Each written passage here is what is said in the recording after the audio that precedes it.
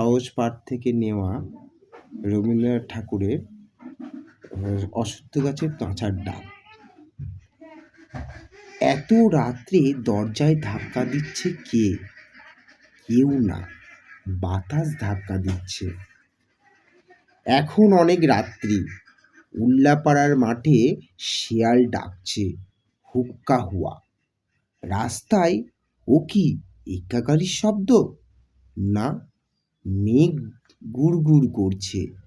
উল্লাস, তুমি যাও তো, কুকুরের বাচ্চাটা বড় চেঁচাচ্ছে, ঘুমোতে দিচ্ছে না, ওকে শান্ত করে এসো। ওটা কি? অশ্বত্থ গাছের পেঁচার ডাক। উচ্ছের ক্ষেত থেকে ঝিল্লি ওই ঝিঝি করছে। দরজার পাল্লাটা বাতাসে ধড়াস ধড়াস করে পড়ছে।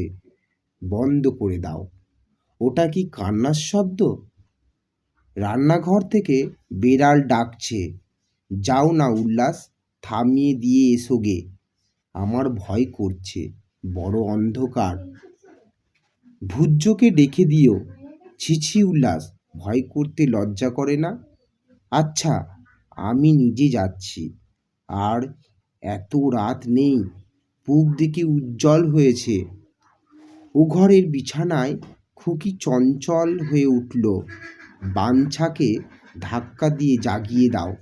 বাঞ্ছা, শীঘ্রই আমার জন্যে চা আনুক আর কিঞ্চিৎ বিস্কুট। আমি এতক্ষণ মুখ ধুয়ে বসে আছি।